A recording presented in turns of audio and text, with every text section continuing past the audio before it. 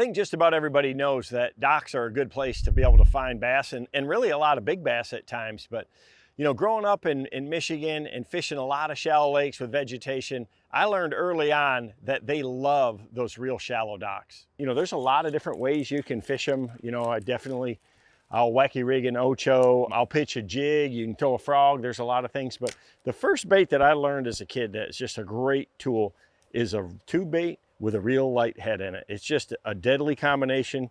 You know, I match it with a 610 spinning rod. You know, this is a medium action. It's a GS1 with a 200 series reel. I've got 10-pound braid and a 10-pound fluorocarbon leader, and it just skips so good, and it has a real subtle, slow fall.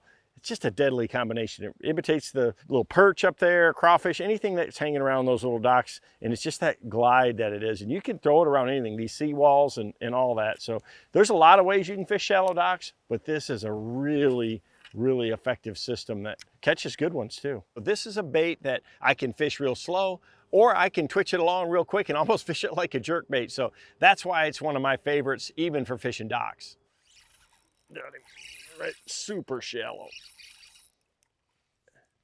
I mean, there's a ton of bass that live around these docks like this, and you know, it's something, you know, he's up there in a foot of water, so that's what I want to be able to do. You know, I'm looking with my glasses. These jet ski lifts that are up there, you'd think that a lot of times they'd be in the deepest part, but in a lot of cases, they're up there in the very shallowest. I mean, hardly where you think they have enough water to cover their backs. You know, learning to skip a bait with a spinning rod or a bait caster is something every serious bass fisherman has to do, and it's really not hard. You just want to start a low angle of trajectory, and like with this tube, I'm trying to get it to land about 5 feet before the target or the target area to have that first skip, and then just slide it back all the rest of the way under there. You can do the same thing with a bait caster. It's a little bit trickier. You know, we make that Pro SP bait cast reel just for that, but the easiest way to learn for sure is get yourself a nice spinning outfit like this. Short rod, this is a 610 medium action, and again, just that low angle and just a hard little throw, and try to get that bait to hit the water the first time about 5 feet in front of where you want it to end up skipping back into, and then it'll just slide right back in there.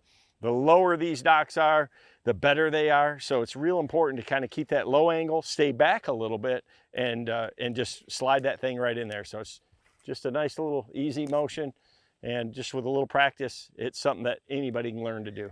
You know, when I was a kid, I can't tell you how many bass I've caught with this exact setup right here. A Strike King coffee tube on a spinning rod with a light tube head is still a super deadly way to catch them.